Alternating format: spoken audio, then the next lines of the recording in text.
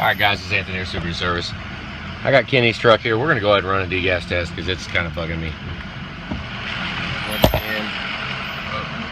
Bouncing around here. I've let it warm up. We've got about 8 pounds in it right now.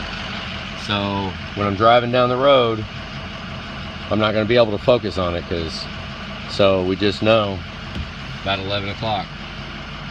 And the gauge, like right there is 15. Oh, sorry. Right there. Pointed up like that. So here we go. Let's get a little acceleration here and see what we got. In a second. Straighten up.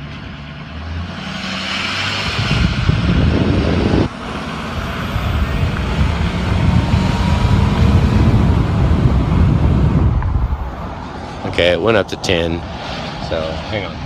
All right, that window's kind of dirty, but you can kind of see it. That's sitting at about 11 pounds right there. 15 is going to be about just past 11 o'clock. Hang on. All right, here we go, accelerating. Yeah,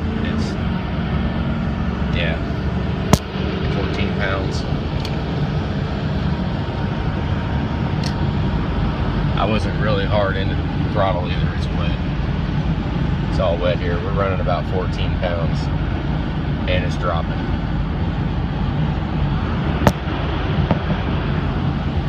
What a drag.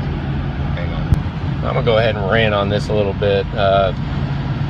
The infamous history of the 6-liter is head gasket issues. But if you look, I mean, now this one, granted, this is where I wanted to run this test real quick because, you know, a blown EGR cooler could do this. It does have a factory EGR cooler on it. It could do it. We got no indications of an EGR cooler. We're just kind of playing off of the basis of just history, you know, playing the odds right now because we can't isolate the EGR cooler from the head gaskets. We can't absolutely isolate them. But when an engine has got massive history of blown head gaskets, when it you know, that's, I mean, the fact of the matter is we have to look for blown head gaskets. Now I can tell you I've probably only had 5 trucks that had catastrophic blown head gaskets, ones that I couldn't have even did that first acceleration on the video. I couldn't even do that, and it boosted all the way to 20 pounds. Cap started venting, it's blowing coolant all over the place. It's not as common as most people say. Normally, you have to look for blown head gaskets. You might have a little bit of puking going on out of the bottle, but you know, and granted, it's not very good to run it like that. But as far as leaving you dead in the water, very rarely is a head gasket failure going to do that. What it's going to do is it's going to run you out of coolant because it blows it out of the bottle, and then you overheat. So, but that's by no means am I saying that you can drive with blown freaking head gaskets. But most of the time, we have to actually look for head gasket issues on a 6-liter. They don't make themselves absolutely evident. But with that said, we're sitting here at about 13 pounds right now, and I'm just barely cruising down the highway following this big truck here. Hardly any boost at all, just barely running. Now if I pick it up a little bit, well, yeah, it went to 14 pounds, but I started to break the tires loose, so we don't want to do that. Hang on, let me get turned around. Look at that, guys. Let me see if I can zoom in. 215 for diesel. Why is my phone not doing anything? 215, hell yeah. All right, I just did a fairly decent acceleration. It bumped up to 15 and then went back down. Let me see if I can get the light on it. That's riding at about 14.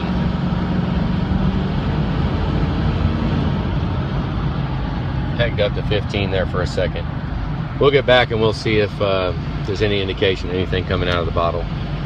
Which, I mean, that's honestly, that's too high. We want to be at, like, it's not real hot outside.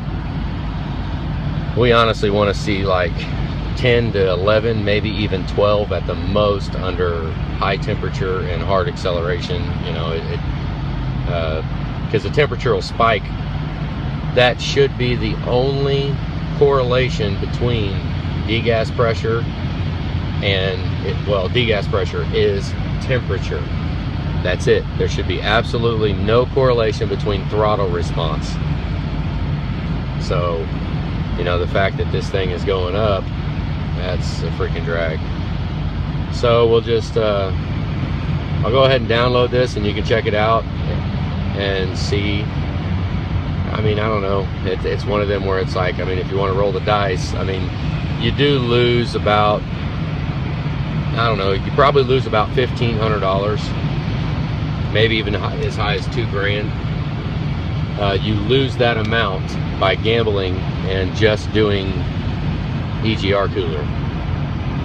Doing EGR cooler and leaving head gaskets. If we have to go back in the future and do head gaskets, you probably lose, you know, you'd probably lose about $2,000 is the amount that gets kind of washed away by having to go in twice. But, you know, with that being said, I mean, pull the valve, see if it's wet, you know, just, what a drag. But I think we do have a freaking issue here. That sucks, but I just wanted to show it. I mean, we're 14 pounds riding, kind of getting on it. I got 20 pounds of boost. We're almost to 15. Which the cap's supposed to vent at 16, but that's in a perfect world at 16. You know, sometimes they might vent at 15. You know, happens. This cap is good that we put on here, so I can test them. I actually got a degas bottle that I pressurize up, and I got it all set up so I don't use no pump up bullshit tester. I actually pressurize a degas bottle with the cap screwed on it. Kind of ghetto, but it works like a son of a gun. All right, guys, go ahead and end it. Well, no, I'm gonna pause it and we'll get in the shop and I'll look under the hood. Hang on. All right, guys. Yeah, there's no evidence of puking going on, but this freaking upper rat hose is rock hard, which is an indication of it having 13 pounds in it. So fuel levels right where it should be. I put a little line on it, but what a drag. I mean, yeah, I mean, we ride with it, you know. What a drag. I don't know. I mean, I show what I saw, but what a bummer. Yeah, damn. All right, hang on. All right, so right here's the view we want to see. You look at the flex joint right there and the other one right there. No big indication of a Y pipe failure. I mean, a little bit around the manifolds, but it's not that big of a deal. And then we'll go to this side, because this is a stock truck, so that flex joint looks okay too. You know, same thing, a little bit of leaking around the manifolds on the heads, but I think the high-pitched whistle was that cap venting. You know, I think that's what the whistle was, so we'll go ahead and cut it off. Yep. All right, guys, have a good day.